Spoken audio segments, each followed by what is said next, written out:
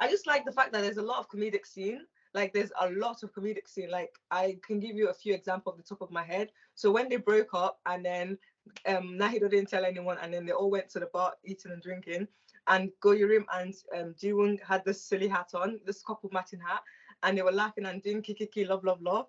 And as soon as Nahido said they broke up, they just went simultaneously like, oops, sorry about all that PSA display. PDA display. Hello everyone, welcome back to Fab and Co.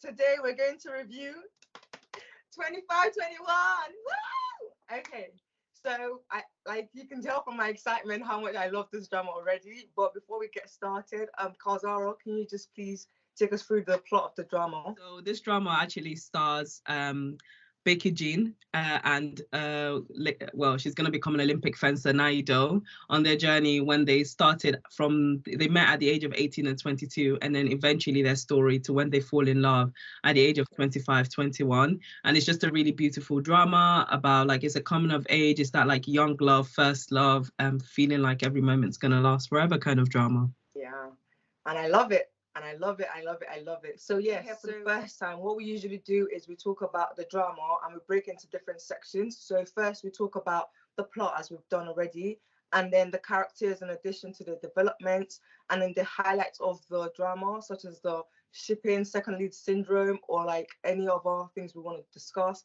And then finally, we then go on to the OST and then throw up some montage. Then we give a rewatching power in addition to the rating, and that's more or less it. So moving on to the second part, which is going to be the characters. So as Kazara said, this follows the story of Nah Hee-do, who is a fencer. But when we first see her at the age of 18, she was not a great fencer, but she believed in herself that she could do better, and she was aiming to do better. But unfortunately, something happened at our school. I think they went into financial bankrupt, so they had to cut down on the fencing team. So she then moved on to another school, which did it, and from there, the coach Yang, who was the coach, was able to groom her into becoming an Olympian, and that's the story of Nah Hee-do. But then with Nah Hee-do comes with a lot of stuff. So, for example, she has a lot of family issues. Her dad passed away at a young age, and her mom's nowhere to be seen because her mom was an announcer, and she was very, very engrossed in her job. So she was very neglected from a young age after her dad passed away. And then next we have Baek Yi-Jin, who is the second lead of the drama, and he's the main actor. And with him, he's basically from riches to rags. So because of IMF bankrupt financial situation, his family literally went into bankruptcy, and his dad was on the run. But then literally he had to carry all that trauma and all that debt on him. So he had to fend for himself, his family, and also repay the debt of his dad. So basically, when both of them met, they were literally at the worst point of their life, at their lowest point of their life, and together they were able to like uplift one another, which was quite refreshing to see, because that's usually what happens around that age. You find someone who helps you through something. It's either university or job application or something, but that's what more or less what happens. And then for supporting characters, Kazara.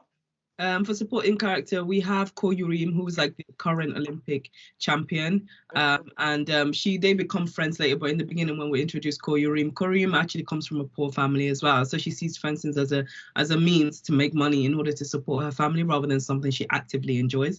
And then we have Ji-woong as well, who's like the jokester of he's the most popular boy in school. He doesn't really do much, but he believes in himself, and he has into fashion and music. Yeah, he's so charismatic, like 100%. But he's really kind and got such a good heart. And then you have Sung-hwan, who's also a baddie. She's so sure of herself. She knows what she wants out of life, and she doesn't back down. And she's the class president. She's also quite well known, and she's she's probably the smartest person in the school.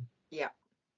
So that's the characters, and then with those characters, they kind of like became a friendship group, and then it was quite nice to see. So it kind of gave me like Reply 1988 feels, because it was that, very young and active and energetic, and you can literally achieve whatever you do if you work hard enough.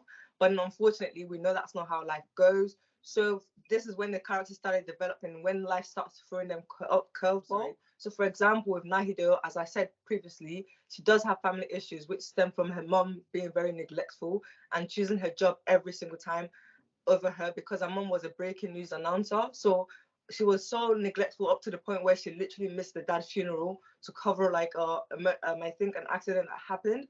And obviously with that, Nah Hee-do realized that, oh wow, my mom is literally not going to do anything for me. And that was currently showing throughout the drama. But with that, she still kind of developed into her own self, and she believed in herself regardless of anyone around her.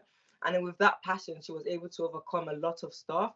But then you do see some childishness, like for example, how she decided to go to another school, the things she was doing. That was quite funny and comedic. But then when life started going a bit hectic and stuff, such as when she became like a good fencer, but no one still believed in her because she was going against Go-Yurim, who's the national treasure of Korea because she was an Olympian.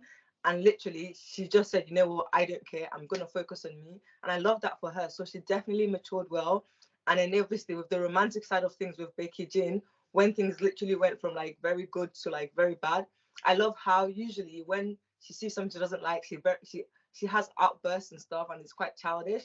But then literally towards the end, when, spoiler alerts, they broke up, I love the fact that she handled it and she realized that, you know what, why I wanted this relationship, I wanted a relationship, this is not what I want. And usually she would have screamed, like the owner would have screamed and shouted, but she didn't do that. She communicated quite clearly, saying, you're not listening to me, you're not hearing me, and you're not including me, and I don't want a relationship like that. So I really like that development for her. However, I feel like when it comes to Baek Yi-Jin's character development, we didn't really see much, even right up till the end.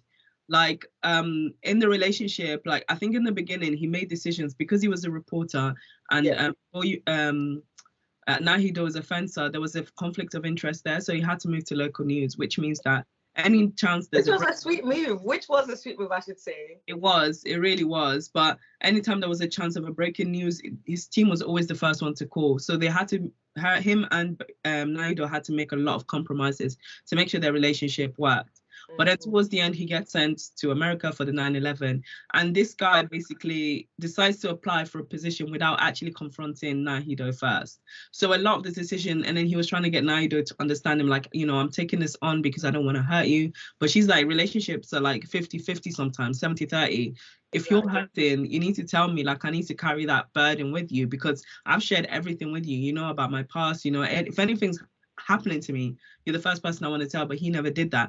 And after, even in the beginning, when his family went bankrupt, he had to help look after his brother, and he literally made the decision to move his brother to the countryside without confronting his brother. He just said, I'm the oldest, I'm gonna do this. And he's always like, they're like, oh, you know, I want to shoulder other people's responsibility, and that might be a trauma response because he didn't drop out of school.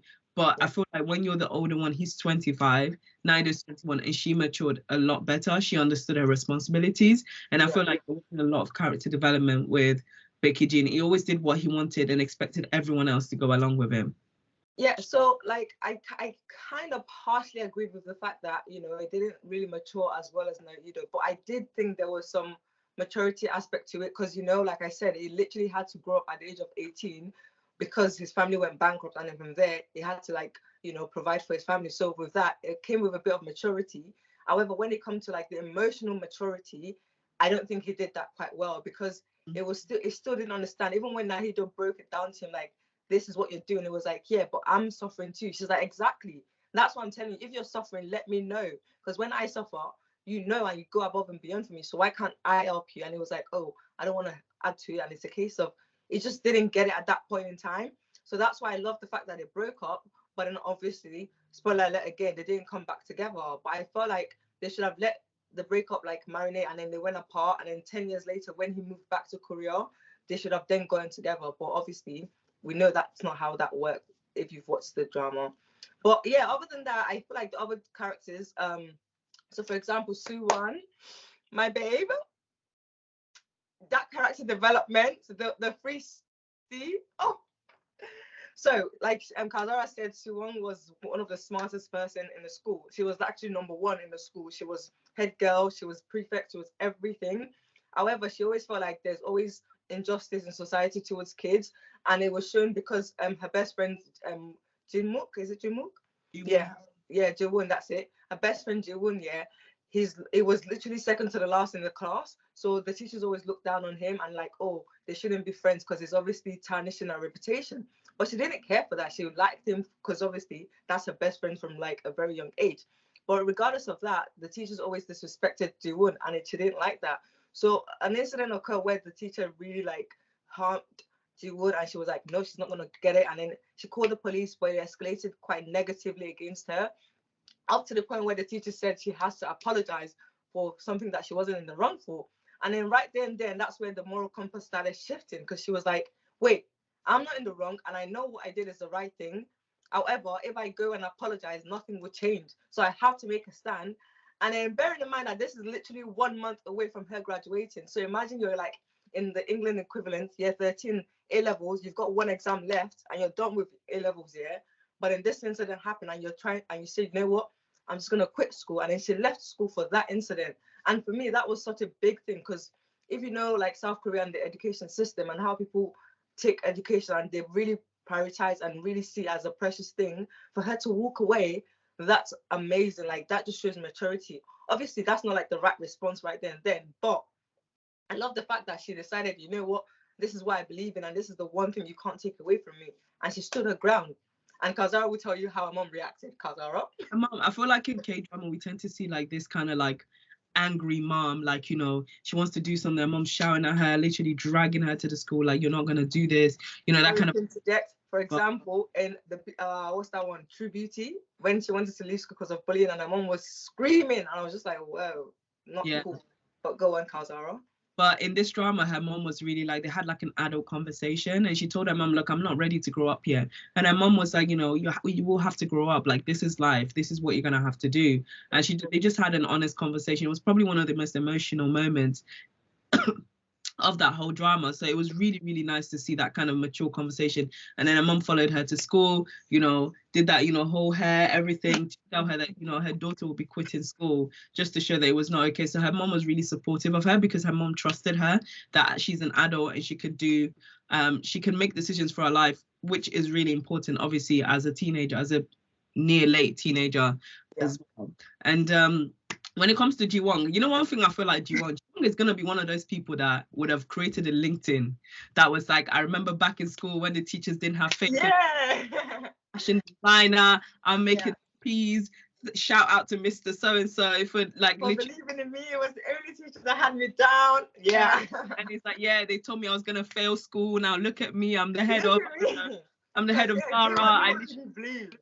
100%, so 100%. And then Ko-Yurim, of course, Ko-Yurim as well, she had like a nice character development as well. And she, at the beginning, I feel like none of the characters were bad. I think she was just jealous of Nah Hee-do, because she'd actually played Nah Hee-do when she was younger, and Nah Hee-do used to always win, and she was like a nobody, but then she obviously worked as well her way to the top. And she didn't really like Nah Hee-do. She wasn't really interested in getting to know her. She thought she was like always trying to suck up to her. And I think it was from that vision she had of her when she was younger. But then when she realized that the pen pal she had from a long time ago, from, you know, during times when times were hard, when she realized that was also Nah Hee-do, their perception of each other changed, and they became really, really best, like close friend. Even when Ko-Yurim changed her nationality, they still remained. And afterwards, they had like an emotional, you know, thing on TV. And I liked all the characters. So all the characters developed quite nicely. I really liked it, and I also love the fact, this is the one thing, so I think we're now segueing into the highlights, right? The one thing I love so much about this drama is that there was no drama. And when I meant that, I meant there was no love triangle, love square, or anything. It was literally quite straightforward. So that literally made us focus on what's going on in each and everyone's life. So that's something that I felt quite refreshing, because, you know, usually in a drama like this, because you've got quite a friendship group and you've got A likes B but B likes C, but then C likes A, nothing like that happened. It was quite nice and straightforward. So I really like that for this drama, because it made me focus on what was going on. Please choose 3 highlights. 3 highlights? Okay, the second highlight for me was, let me see, I actually wrote it down. Ko Chiang. I really love Ko Chiang, because Ko Chiang was that coach. Basically, she literally doesn't even have any right to support Nah Hee-do. That coach. Because let me tell you why. So spoiler alert again. So like I said, Nah Hee-do's mom's an announcer, and she actually blew the whistle that Ko Chiang was collecting bribe, and Ko Chiang, obviously her career went down the hill. But regardless of that, she put aside her personal feelings and became very, very professional, and she supported Nah Hee-do, especially at the Asian game. Because if you watch what is it, 25-21, you would know how much the Asian game was such a pivotal moment, because literally everyone in the crowd was screaming "Go Yurim," and you're there winning, but nobody wanted you to win. except from one person who's the coach that went opposite your mother. So for that, like, that was just such a highlight for me, because I just love the fact that it's refreshing to see good people in dramas, because usually there's always everyone's an antagonist, everyone's an up, but for this drama, it was more refreshing and very much life realistic. So that's my second highlight. And then my third highlight is, let's see, I've got quite a lot. I just like the fact that there's a lot of comedic scene. Like, there's a lot of comedic scene. Like, I can give you a few examples off the top of my head. So when they broke up, and then Nah Hee-do didn't tell anyone, and then they all went to the bar eating and drinking, and Go-Yurim and Ji-woong had this silly hat on, this couple matching hat, and they were laughing and doing kiki love love love.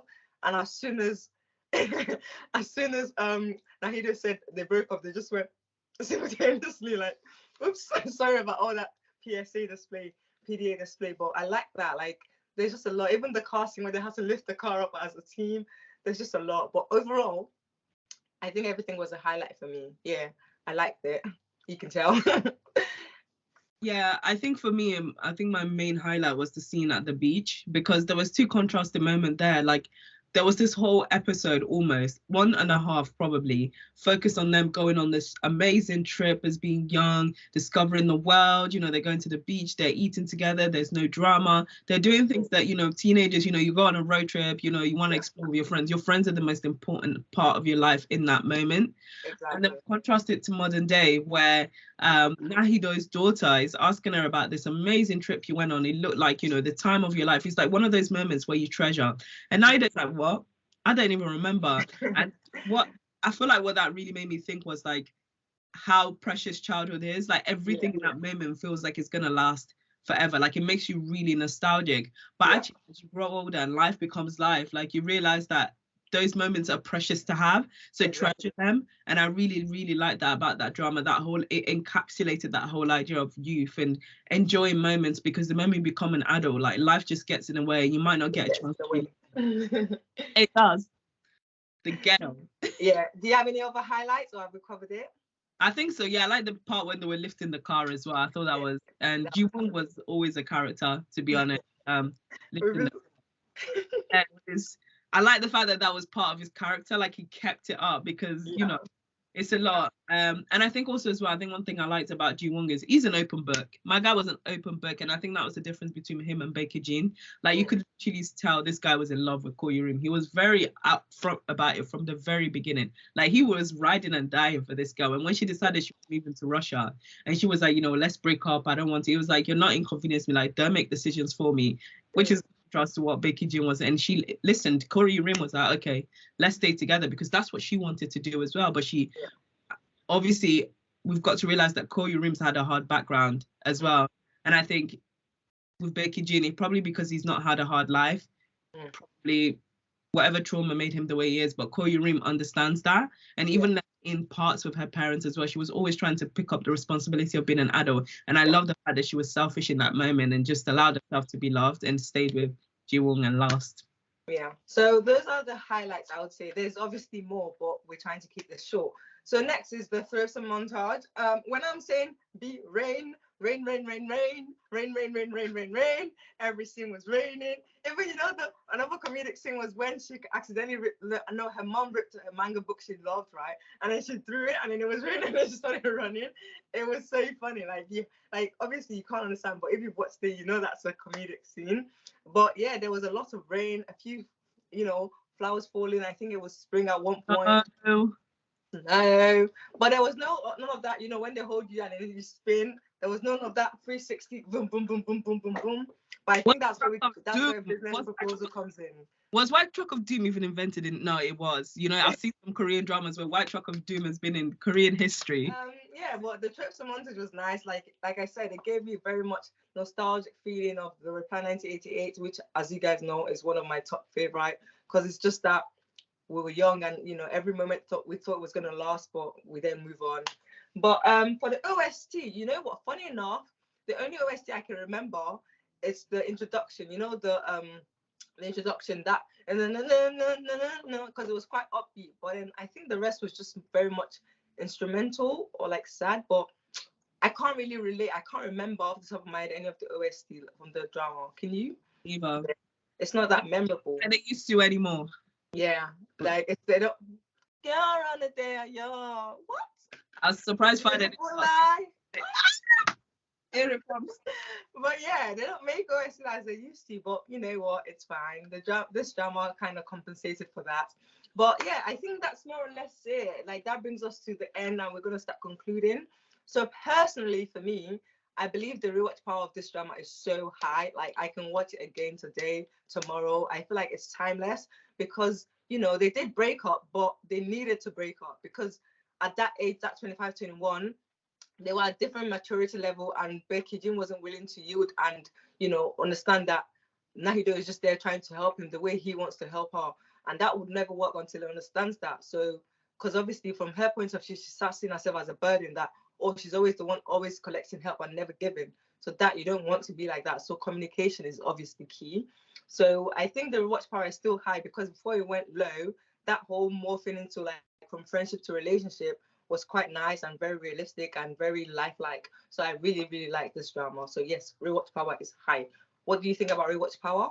I gave it a 9 actually because I felt like the beginning was a bit slow for me. Yeah. That was just my opinion because I didn't really get into it until like episode 3 or 4 because normally like at least by episode 2 you start to really understand. Like for me it was just like I was trying to get my head around what was happening and I just felt like it was too slow. But obviously that was just my opinion. Like it was just slow for me. I just wanted something like I really wanted the plot to start forming like properly. Yeah, but I didn't really get that. Well, I'll give it a 9.5. I'm not gonna lie because honestly, like there's a lot of K-drama out there and nothing has caught my attention the way this has. Like I've got a lot of work going on, but I look forward to every Saturday and Sunday because I know this is coming out. So I definitely love that. And even in the beginning, even though it was slow, I felt like it was just character building because it was trying to show us how very what's it called? What's the word? Give me a minute, sorry.